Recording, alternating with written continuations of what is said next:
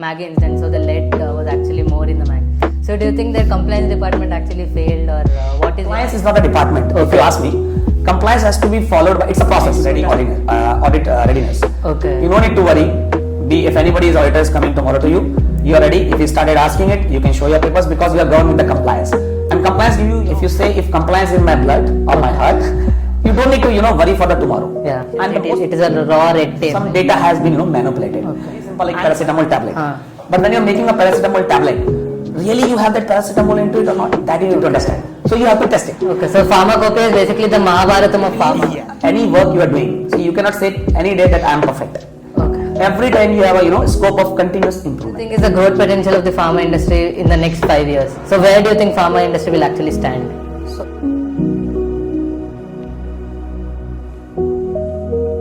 In pharma, it's not always the best product that actually wins. It's the most compliant one. One missed documentation, one missed SOP, a huge revenue loss.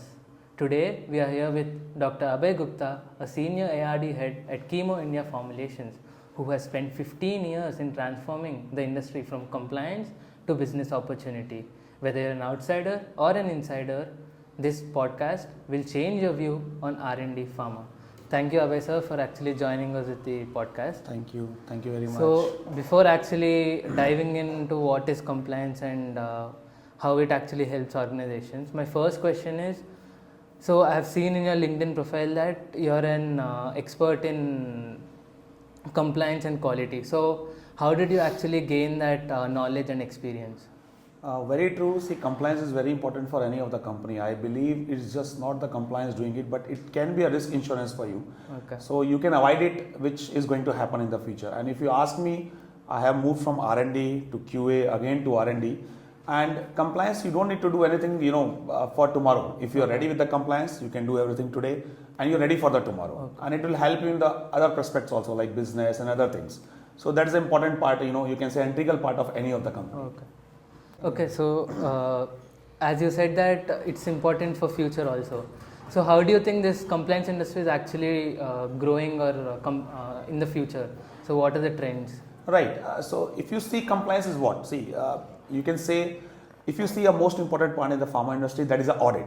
Okay. So if you're ready for the audit tomorrow, you don't need to worry for the tomorrow. When you do a compliance, you're following a system like digital system and other transformation which will help you to be ready for tomorrow. Okay. And it will help you to crack the audits also, because regulatory audits are very important in the pharma industry. Okay. When you come to US, Europe, which is the biggest market in the for Indian, especially Indian pharma sector. So that will help you for ready for our audits. So you don't need to worry that what is going to happen tomorrow. Whatever process you are following from starting R&D till it is commercialized the product, you are ready for it. And then anytime if somebody is coming and asking you, okay, show me your products. Okay. Every time you are ready. So in other terms we say it, anytime ready audit readiness. Okay. You don't need to worry. If anybody's auditor is coming tomorrow to you, you are ready. If you started asking it, you can show your papers because you are governed with the compliance. And compliance give you, it's a step by step the governance. Okay. So you said that audits are very important, right? So I have a follow-up question for that. So in your 15 years of personal experience in the R&D as well as the compliance sector, so did you have any experience where non-compliance had actually halted a business process or a business line? Okay, that's a very good question actually. You're right, because if you see, 15-20 years back, companies were not so much, emphasizing on the audit readiness or maybe, the compliance and the digital transformation. But now if you see, they are doing it. And I will tell you the benefit, because I had one experience in my life. We had one product to file for the US and it was first to file. So when you say first to file, you have to file the product on the first day. Otherwise, you lose the opportunity. Okay. Many pharma sectors, many companies are together. They are ready for this first to file. And when we finished everything, and the last you have to do a bio studies, means you have to see the drug is really going into the, you can say the market. Human body or not, not in the market actually. Okay. So before that, I will tell you just simple one, R&D, then you have to go for a, production. And then after the production, the same batch is going for the human trials. Okay. And human trials is a very important data. Because if drug is not available in your body, you cannot do anything. Okay. So we completed everything and we reached to the last stage when this clinical studies was going on. Results came and in the hurry we tried to file it. Okay. But when last we have one department, regulatory department, they started trying to understand, reviewing all the data. We could able to trace it you can say it's a big problem. Okay. Because there is looking like that some data has been manipulated. Okay. And unfortunately, when we tried to dig it out, we did a lot of investigation for it. We understood that we do not have a process which control the regulatory, filing for, especially when coming to the clinical data. So after that, we started our process. We keep our system for this clinical studies also. And when you use this system, I will not disclose you much more, but when you use this system, it will give you alarm. If you feel that any falsification, anything is going, out of your trend or something, that will give you a highlight. With that, we lost that product. And when first to file, sometimes the molecules are blockbuster. So you have a lot of business into the billions, you can say. So there's no scope in the market. So you said that there are certain parameters, and if these actually cross the parameters, you actually get a check. Correct. So do you think KPIs are very important in the compliance sector, the key parameters? Yes. You can say, if I'll give you one example, like if I'll give you my R&D. So if I'm going into R&D, we have a two department, formulation and analytical. Formulation, if I tell you very simple way, you make a one formulation, very simple, like paracetamol tablet. But when you're making a paracetamol tablet, really you have that paracetamol into it or not? That you need to understand. So you have to test it. So when I'm testing it, I have a certain checks. Like when I'm testing it, what is the limit of my paracetamol into the tablet? What is the impurity limits? Because you listen that the adulterated drugs are too much in the market. And then is it really available in the body or not? So you have a certain test which you need to do it, and you have a parameters also. The drug should be between this to this, the availability in the body this to this. So you have to put that checks. And we do a lot of studies, you can say, if you know the word robustness. Robustness. So robustness is nothing but you do certain plus, certain minuses. Like you try to vary it by intentionally, and then you see what is happening. So that robustness will help you to really understand what is going with the drug, what is going with your particular product. So that will really help you. If you go for production also, production when they are taking a batches, you have to do a, when they have a lot of process, testing. plus and minus. So you have to do it. Then it will really help you to understand if really I'm going for the clinical, will it pass or fail? If I'm going to the market, what is going to happen? So that will help you a lot. So sir, you said that having a robustness is very important for our organization. So my follow-up question is not actually related to your area, but how do you think the businesses actually tackle the adultery drugs? So how do you think they keep the adultery drugs out of the market? Right. So if you see, I do not know if you have heard about, when you're going for a Europe, we have a one regulatory, bodies, that is EUEA, EMEA, and then if you go for US, we have a FDA. FDA is very well known. So they have already placed, many guidelines, many, you can say the ICS guidelines, the other guidelines that you need to follow. So that will really help you to understand what to be done, what not to be done.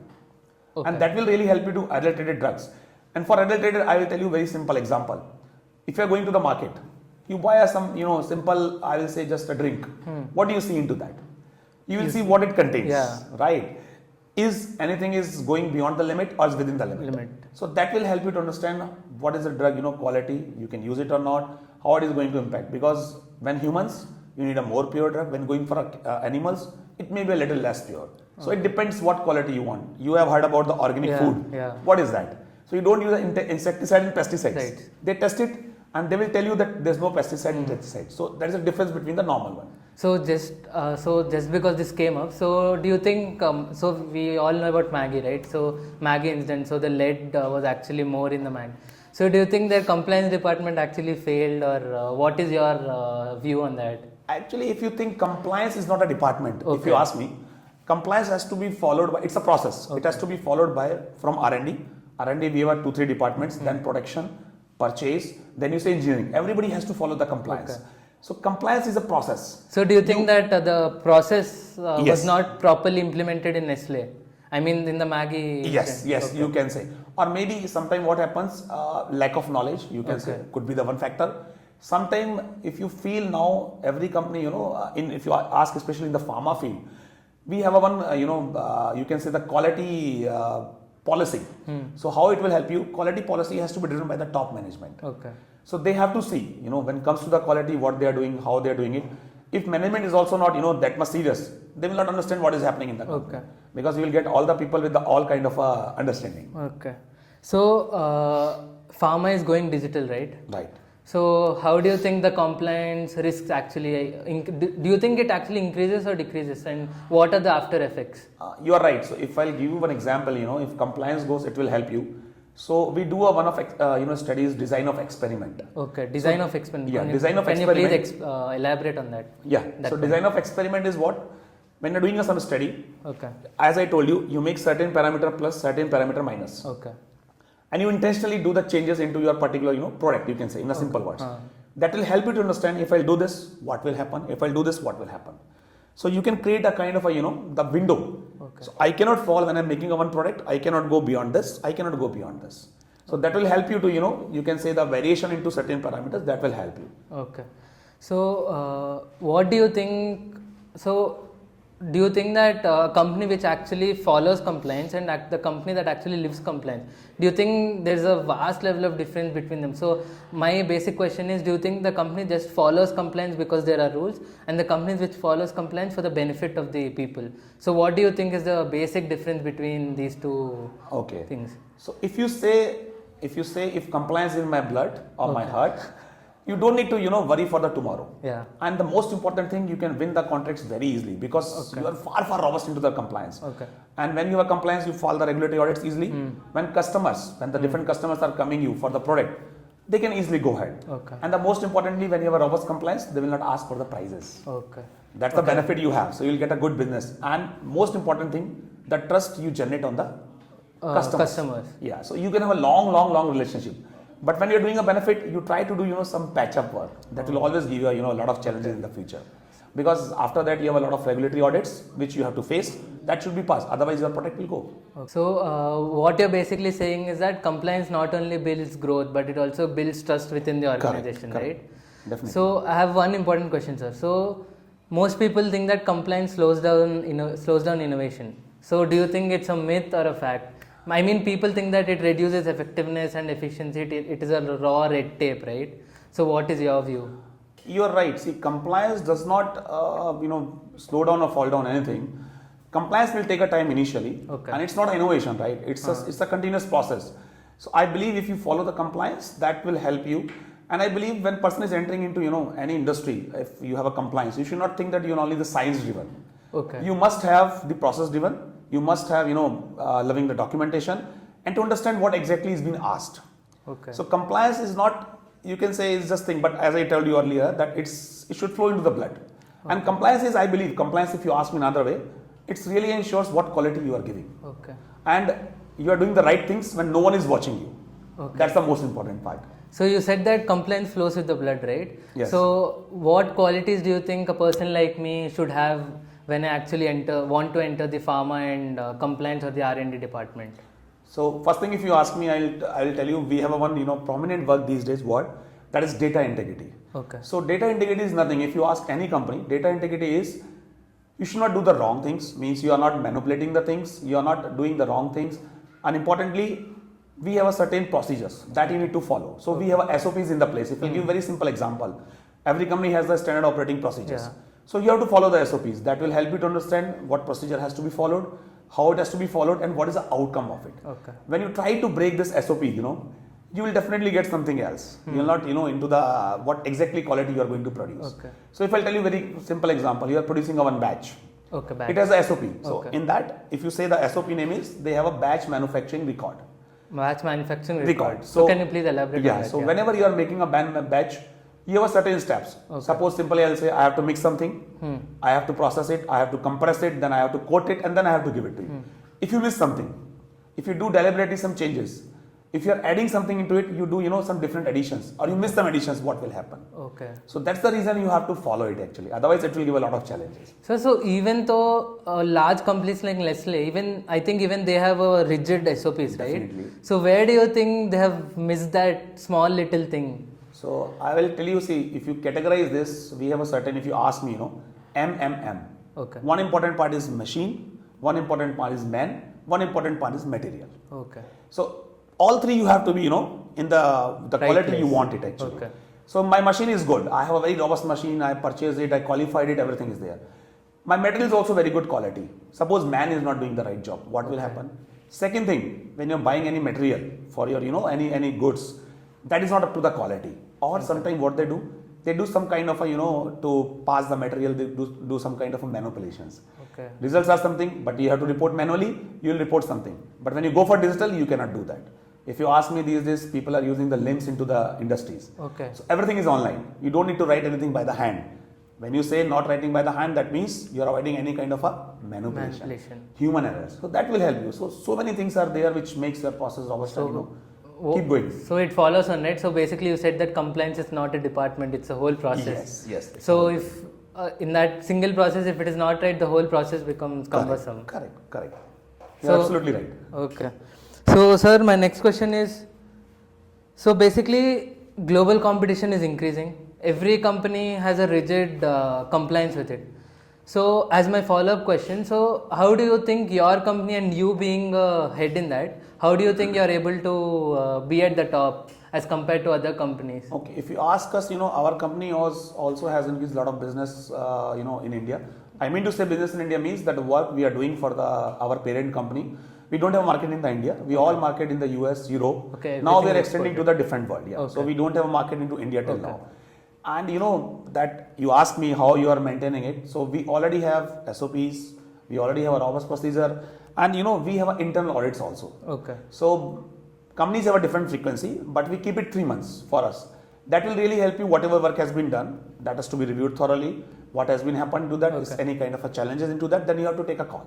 Okay. And I believe any work you are doing, see, you cannot say any day that I am perfect. Okay. Every time you have a scope of continuous improvement. Okay. That is very important. If you feel that I am a perfect now, so you are stopping. That's the rate limiting step for you. You should not do it. Every day, everything you learn, every day, everything you have to think doing in a different way. Okay. Every day you should think about improvement.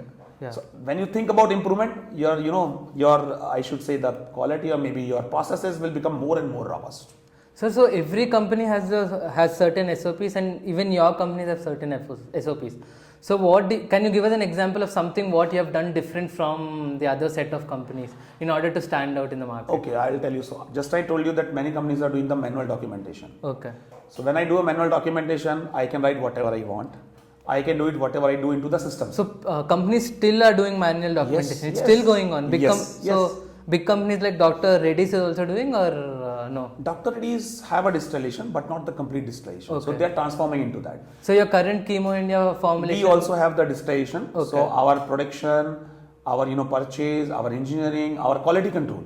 So if you say they all have a distillation, so don't have any manual documentation. But so I'm just repeating what you said. So you're saying that Dr. Reddy's has a certain amount of manual documentation. We also have. Okay, so that we are transforming. See, that's what I'm saying. It's a continuous improvement. Okay. When you understood, we can have some challenge when you do the audits, when you do review of your SOPs, because SOP is not like that. You prepare today, it will be lifelong. Okay. Every 2 years you have to review, and you have to go in accordance with the current requirements. Every day, requirements are becoming stringent. Regulatory also, they are not like that. If you ask 50 years before, they are very relaxed. But now they are checking each and everything very thoroughly. Okay. So that if you ask me, they don't trust you. You have to generate a trust. Okay. If you do it, definitely you are going to improve. Okay, go ahead, no problem. So, do you think that having a relationship with regulatory agencies actually helps your organization or any other organization be little competitive as compared to other? Do you think it gives that slight competitive edge? They will not have any kind of relationship with you. I mean, I'm not saying abroad, but in India, the red tape is very popular, and then so I'm talking about the India market. So do you think that red tape actually helps certain companies? Because we have seen a lot of news where companies are actually tied up with the government on the backside, and then they have certain competitive edge, right? So what are your views? They have a benefit. If you ask me, see, when you have a kind of a bonding with any kind of a government bodies, they will really help you to understand what should be followed. Okay. What standard should be followed. When I'm reading something, maybe my understanding is different, but when you say the government bodies are there, they can clearly tell what is their requirements, what quality they are looking for, what adoption you have to take it. So that you can take it up, and that definitely will help you out. Okay. So what do you think is the difference between the compliance rules in India and the rest of the country? Do you think India is more stringent, or all the rest of the countries are more stringent in the compliance area? That's a good question. If you ask me, if you go for a US, Europe, you can say they are already being developed countries actually. Yeah. And in India, we are still evolving. So it's not like that we are far away from the quality products. But every day we are also trying to improve. We are incorporating the new procedures, new standards, new quality perspectives. Yeah. At this moment, US and Europe products are much more ahead with us, but we are also going for it. and that can be achieved. That's not a problem, because government also paying a lot of attention to this now. They are having a lot of changes into. We have one word I will tell you, the pharmacopoeias. Okay. You can say it's a Ramayanam, it's a Bible for us, which we have to follow for the countries. Okay. So it has been given all the drug details into it. You have to make a product compliant as per this pharmacopoeia. So pharmacopoeia is also a part of compliance. Okay, so pharmacopoeia is basically the Mahabharata of pharma. Yes, exactly. So it's you can say our everything, Okay. our God. So every country has their own pharmacopoeia, and if you see now the countries what they are doing, they're trying to align into each other to make a same compliance, same quality products with respect to the pharmacopoeia. So you will get, when you compare these pharmacopoeias, you will get the same test, you will get the same quality, you will get the same kind of a data you need to generate. That's almost the same. So now people are getting aligned for it actually, the different countries. So what do you think is the next hot topic or hot issues that are actually going on in the pharma If industry? you ask me, I'll tell you 1 or 2 years before, we have a one topic, elemental impurities.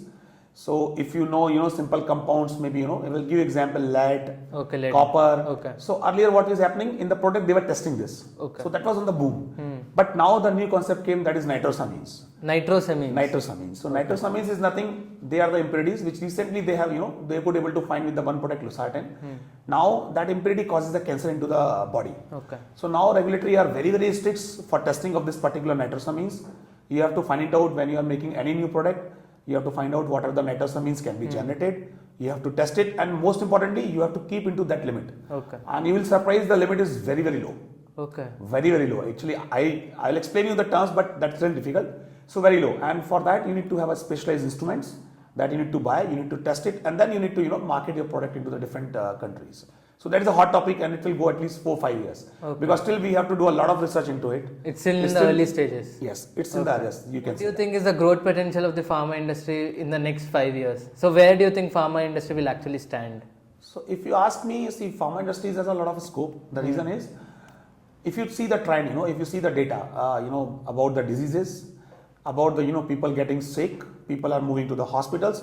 They're every day increasing. Okay. If I'll give you a simple example, if you go to the hospitals, you find that beds are not available. Okay. The very best example for the corona, right? The Yeah. beds were not available. Beds were not available. And when you come to it, the pharma has a lot of scope. And in the coming future, not apart from the regular formulation, regular product what you are eating, we have a lot of new things. Gene therapy we have, oligonucleotides we have, biotechnology product we have. So that will be a next future for it. Okay. And with the traditional medicines, you have a new medicines also, which have a new inventional medicines. So if you ask me, next 5 years, still 30 to 40% growth is there. Okay. And every day the market is increasing. Every day you have a new diseases. If you ask me, how many people have this knee transplantation? If you ask me 15 years before, 20 years before, it's not there, but it's very common now. No. So when you go for this one, you need the medicines also. Okay. So it will increase 30 to 40%. Still the market is there, which will grow. So that's not a challenge. Pharma is still, you can say, the stable one. So thank you, sir. You have given us very good insights on the pharma R&D, and then, as I said earlier, it will actually change the viewer's perspective. I mean, personally, I am very amused, and my complete view on pharma R&D has completely changed. So thank you for joining with us, sir. Thank you. Yeah, thank you. sir. Thank you very much. Yeah, you have given me the opportunity. Thank you. Yeah. Thank you. Pharma industry, compliance isn't just a department; it's a code of honor. That is why a child in Berlin, a mother in New York, or a grandfather in New Delhi is actually able to live safe and alive. What Dr. Gupta has shown us today is that compliance isn't a brake, it is an engine that drives pharma forward. If you're a kind of person who notices small things that other misses, if you believe precision is power, if you want your career to impact millions of lives, then this is your calling. Because the next big innovation in pharma won't just come from a drug or a paracetamol. It will come from a system that's built on trust. So go follow your next big thing, that is pharma.